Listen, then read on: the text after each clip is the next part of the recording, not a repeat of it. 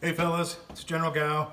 I read Jay's article this morning talking about doing shop tours, and I figured I would show you guys around my place now that I'm here pretty much full time. Let me grab the camera. I'm up on a mezzanine that goes up to a mess.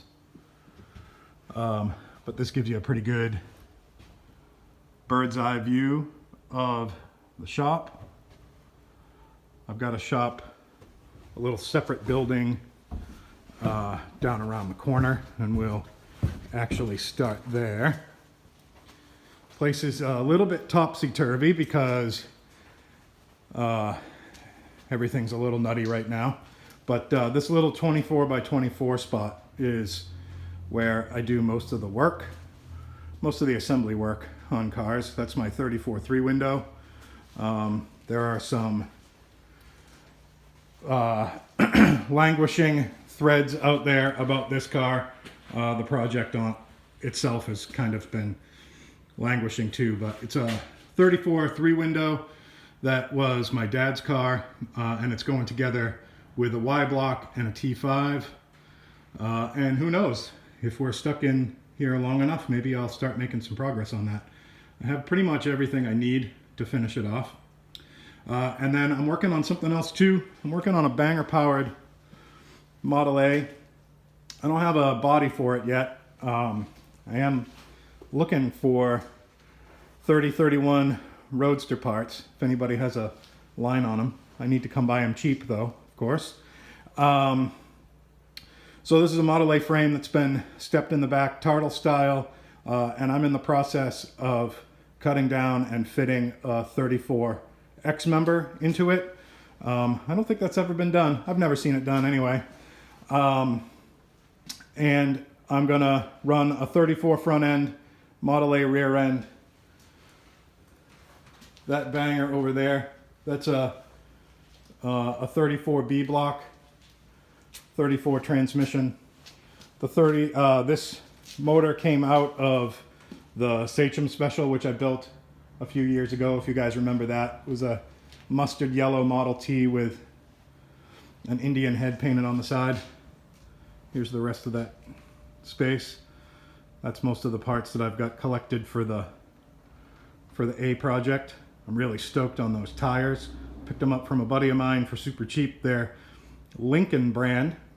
Never heard of them, but they're 750 19s. They're super tall, a little ridiculous. Going to be really cool though, I think.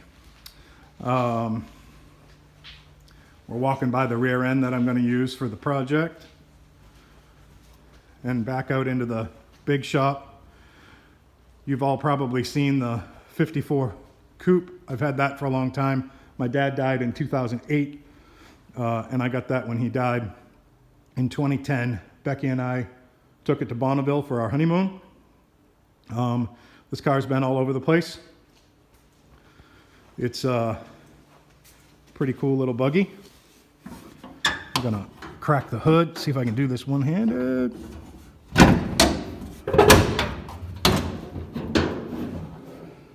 '57 Thunderbird 312 under the hood. Otherwise, it's pretty much stock with the exception of a Fat Man drop spindle kit in the front with a disc brake conversion and some lower end blocks in the back. Otherwise, pretty stock car. The 55 Thunderbird. This is the car that my parents owned and were driving. It was their one car that they shared. When they found out that they were pregnant with me, and T-birds and babies don't really go together, so they sold it off. It underwent a restoration about 40 years ago or so, and 26 years after they sold it, they found it and bought it back. And it is now safely in my clutches. My mom takes it out about 3 days a year. We usually deliver it over there around Memorial Day, and she keeps it until about Labor Day. And then I drive it whenever I can too. 50 Dodge 4-door, that belongs to my son. It's a bit of a stalled project. This is the white triangle dragster that crazy Uncle Harry owns and drives. I'm sure you've seen it in trog footage. Scary fast. So the shop itself is about 40 by 60 feet. The little space out front is 24 by 24, and the new shop was built right onto the back of the old garage. That's how it was when we bought it back in 2009. Last year, I took all that pallet racking, which was about 15 feet further to the back than where you see it now, and I moved it up and created a new room behind it.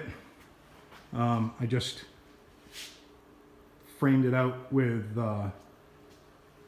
plywood on the back and this snazzy little door that I made.